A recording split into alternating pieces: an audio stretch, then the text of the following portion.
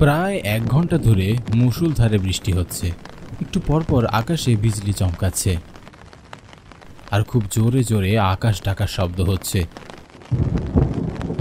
রাস্তার দুপাশে ছোট বড় জঙ্গল দেখা যাচ্ছে। ঘুটঘুটে অন্ধকার রাত। পথঘাট ঠিক করেও দেখা যাচ্ছে না। জানি না নন্দীগড় গ্রামে পৌঁছাতে আর কত সময় লাগবে। আমি অজয়। ছোটবেলায় আমার বাবা মারা গিয়েছে। আমি শহরে থাকি। না না, শহরে আমি চাকরি বাকরি করি না, টিউশন করে কোনো রকমে নিজের পেট চালাই। নন্দীনগর গ্রামে আমার ছোট বোনের বিয়ে হয়েছে। আমার বোনের স্বামী বিদেশে থাকে। আর সন্ধ্যায় আমার বোনের শ্বশুরবাড়ি থেকে কল আসলো, জানালো আমার বোন ভীষণ অসুস্থ। তাই আমি আর দেরি না করে টিউশনি শেষ করে বোনের শ্বশুরবাড়ির উদ্দেশ্যে রওনা হলাম। কিন্তু কপাল মন্দ হলে যা হয়, 1 ঘন্টা ধরে বৃষ্টি হচ্ছে। বৃষ্টি থামার কোনো লক্ষণই দেখতে পাচ্ছি না। রাস্তাঘাট পানি আর কাদায় চিটচিটিয়ে হয়ে আছে। একটু যে পা চালিয়ে হাঁটবো তারও কোনো উপায় নেই। জানি না এই অন্ধকার রাতে ঘাটে গিয়ে কি কোনো নৌকা পাবো কিনা। নন্দীনগর গ্রামে যেতে হলে আবার বড় নদী পার করতে হবে। নদী পারাপার হবার কথা মনে হতেই আমার ভয়ে বুকটা মোচড় দিয়ে উঠল। অজানা ভয় আমাকে হাতছানি দিয়ে ডাকছে। জানি না এই অন্ধকার রাতে ঘাটের চেহারা কেমন হবে, তবে ঘাটের কথা মনে করতেই প্রচণ্ড ভয় লাগছে। এই অন্ধকার নির্জন রাস্তা দিয়ে আমি একা হেঁটে যাচ্ছি। এতটা পথ হেঁটে আসলাম, কিন্তু কোনো মানুষের সাথেই দেখা হলো না। বোঝাই যাচ্ছে এই গায়ের লোকজন রাতের বেলায় চলাফেরা করে না। মাঝে মাঝে শিয়াল আর ব্যাঙ ডাকার শব্দ শুনে চমকে উঠছি। নির্জন জঙ্গলের পথ দিয়ে যাচ্ছি। কিছুটা ভয় পাওয়াটা স্বাভাবিক, কিন্তু এই জঙ্গলের পথ দিয়ে যেতে আমার যতটা ভয় হচ্ছে তার থেকে অনেক বেশি এটা ভেবে ভয় হচ্ছে নদীর ঘাটের কথা মনে করে।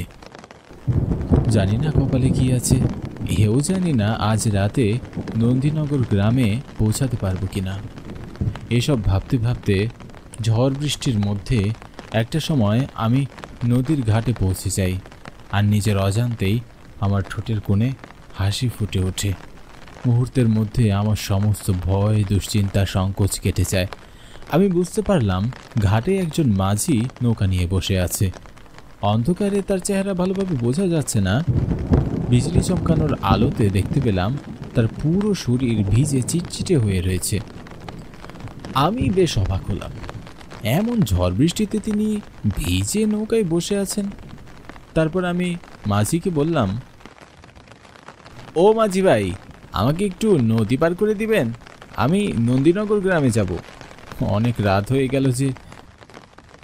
মাঝি আমার দিকে ড্যাব ড্যাব করে তাকিয়ে রইলেন, কোনো কথাই বলছেন না। তার এভাবে তাকিয়ে থাকা আমার বেশ অদ্ভুত মনে হচ্ছিল। আমি আবারও তাকে ডাকলাম, কি হলো, কিছু বলছেন না যে? ভাড়া নিয়ে ভাববেন না, আমি আপনাকে ডাবল ভাড়া দিয়ে দেব। মাঝি আমার কোনো কথার উত্তর দিচ্ছিলেন না। তিনি নির্বাক হয়ে চুপচাপ বসে রইলেন। তারপর আমি কিছুটা বিরক্ত হয়ে বললাম, আচ্ছা ঠিক আছে, আপনি যত ভাড়া চান আমি তাই দেব, তাও আমাকে একটু নদীটা পার করে দিন না। নৌকায় উঠে বসুন। আমি খুব আনন্দের সাথে নৌকায় উঠে বসলাম। তারপর নৌকাটি চলতে শুরু করলো। চারিদিকে শুধু পানি আর পানি। অন্ধকারে আশেপাশের পরিবেশটা খুব একটা বোঝা যাচ্ছে না। নৌকায় একটা হারিকেন পর্যন্ত নেই। হঠাৎ মাঝি আমাকে বলল, আপনি এত রাতে কোত্থেকে এসেছেন? আমি কলকাতার রামনগর থেকে এসেছি। আমার বোন নন্দীনগর গ্রামে থাকে। শুনলাম সে ভীষণ অসুস্থ। বোনের জন্য বড্ড চিন্তা হচ্ছিল, তাই তাকে দেখতে চলে আসলাম। এরকম একটা জায়গায় এই ঝড় বৃষ্টির রাতে আপনি একা এসেছেন, আপনার কি ভয় ডর নেই? ভয় করবে কেন মাঝি? কলকাতা শহরে থাকি, কত রাত বিরাতে ঘুরে বেড়াই, ও আমার অভ্যাস আছে। আপনি যে ঘাটে দাঁড়িয়েছিলেন ওটা একটা পরিত্যক্ত শ্মশান। ওই ঘাট খুবই ভয়ানক, লোকের অমঙ্গল বয়ে আনে। অশুভ আত্মারা ওই ঘাটে ঘুরে বেড়ায়। গ্রামের কেউই ও ঘাটে পা মারায় না। অশুভ আত্মা থাক আর যাই থাক, আমি তো নৌকা পেয়েছি, আর আপনার মতো একজন ভালো মাঝি পেয়েছি যে কিনা আমাকে এত রাত অব্দি পার করে দিচ্ছেন। আমি অনেকক্ষণ ধরে আপনার জন্য অপেক্ষা করছিলাম। আমার জন্য অপেক্ষা করছিলেন মানে? আমি ঠিক আপনার কথা বুঝতে পারলাম না। তারপর মাঝি আর আমার কথার উত্তর দিলেন না। সে একেবারে চুপচাপ বসে রইলেন, আর নৌকা ভরা নদী চলতে থাকে। চারিদিকে বেশ ঘুটঘুটে অন্ধকার, পানির কলকল শব্দ ছাড়ার কিছুই অনুভব করতে পারছি না। মাঝি তার পুরো শরীর চাদর দিয়ে মুড়িয়ে রেখেছে। মাথার উপর থেকে চাদর এমনভাবে দিয়েছে যে অন্ধকারে মাঝির চোখ দুটো ছাড়া আর কোনো কিছুই দেখা যাচ্ছে না। বোঝাই যাচ্ছে মাঝির বেশ ঠান্ডা লাগছে। কিছুক্ষণের মধ্যে বৃষ্টি থেমে যায়। আশেপাশের পরিবেশ নিস্তব্ধ হয়ে যায়। পানির কলকল ছলছল শব্দ আর হচ্ছে না। চারপাশের পরিবেশটা এতটাই নীরব যে আমি অনুভব করলাম নদীতে বৈঠা চলার শব্দও হচ্ছে না। আর আমি বেশ অবাক হয়ে যাই। তখন হঠাৎই বিজলি চমকাতে শুরু করলো, আর বিজলি চমকানোর আলোতে আমি দেখতে পেলাম মাঝি একেবারে চুপ হয়ে বসে আছে এবং নৌকাটি আপন মনে চলছে। মাঝি নৌকা চালাচ্ছে না, এমনকি নৌকাতে বইটাও ছিল না। ভয়ে আমার বুকের ভিতরটা মোচড় দিয়ে উঠল, হাত পা গুলো নিস্তেজ হয়ে আসছিল। ভয় সামলে নিয়ে মাঝিকে বললাম, আপনার নাম কি?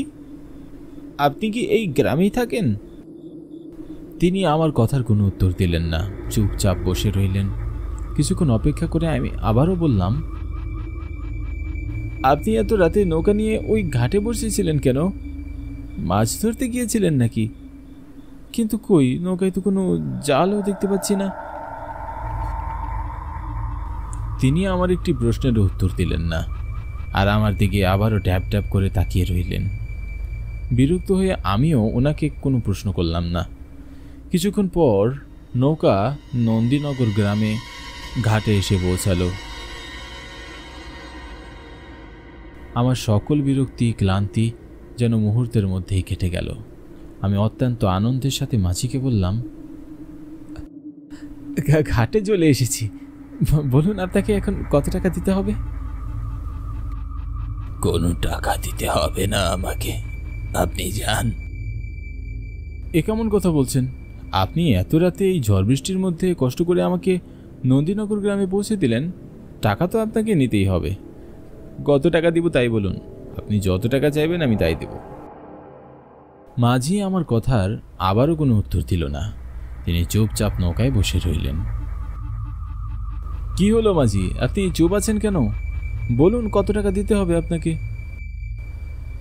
উনি এমনভাবে আমার দিকে তাকিয়ে রইলেন যেন আমার কথা ওনার কর্ণপাত হচ্ছে না। এবার আমার প্রচণ্ড বিরক্ত লাগলো। কিছুক্ষণ পর পর ওনার এই চুপ হয়ে যাওয়াটা আমি আর সহ্য করতে পারলাম না। পকেট থেকে কয়েকটি পয়সা বের করে ওনার দিকে ছুঁড়ে মারলাম। টাকাটা ওনার মুখের উপর গিয়ে পড়ল। তারপর আমি নৌকা থেকে নেমে চলে যাচ্ছিলাম। তখনই মাঝিটি খুব কর্কশ গলায় আমাকে ডেকে বলল, দাঁড়াও, ওখানে একটু অপেক্ষা করো, আর সামনে যেও না। এমন কর্কশ কণ্ঠে হুঙ্কার শুনে আমি খুব চমকে উঠলাম। ভয়ে ভয়ে পিছনে ঘুরে তাকালাম, আর তাকিয়ে যা দেখলাম দেখার জন্য আমি মোটেও প্রস্তুত ছিলাম না। বিজলি চমকানোর আলোতে দেখতে পেলাম মাঝির গা উল্টো হয়ে গেছে। মাঝি পিছনে ঘুরে বসে আছে, অথচ তার মুখ আমার দিকে ঘোরানো। এতক্ষণ চাদর মুড়ি দিয়ে তার পুরো শরীর ঢাকা থাকতে আমি বুঝতে পারিনি। ভয় আবার পায়ের নিচের মাটি সরে যাওয়ার অবস্থা। বুকের ভেতরটা কেমন জানি শূন্য হয়ে যাচ্ছিল। হাত পা থরথর করে কাঁপতে শুরু করলো। মনে হচ্ছিল প্রাণবাগীটা বুকের ভেতর থেকে এক্ষুনি উবে যাবে। আমি আর স্থির হয়ে দাঁড়াতে থাকতে পারলাম না, মাথা ঘুরে সেখানেই পড়ে যাই। তারপর আমার আর কিছুই মনে নেই। ভোরবেলা কয়েকজন জেলে মাছ ধরতে এসে ঘাটে আমাকে দেখতে পায়। ওনারা আমার চোখে মুখে পানির ঝটকা দেয়। কিছু সময় পর আমি আমার জ্ঞান ফিরে পাই।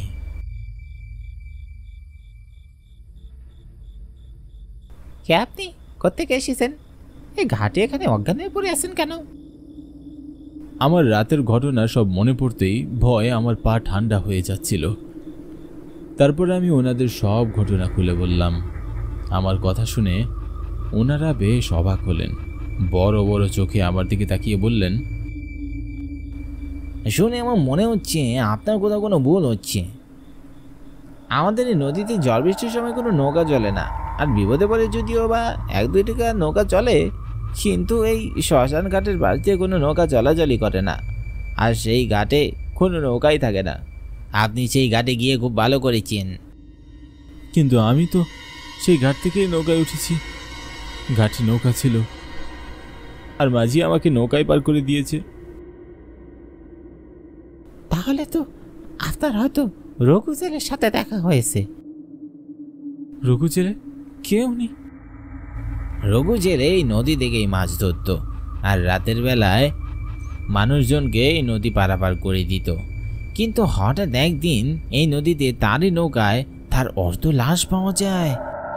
অনেকে বলে যে নাকি শ্মশান ঘাটের পাশ দিয়ে রাতের বেলা আসছিল, আর শ্মশান ঘাটের অশুভ আত্মারা তার সাথে এই নির্মম কাজটি করেছে। কিন্তু তার মৃত্যুর ঠিক কোনো কারণ ভালোভাবে জানা যায়নি।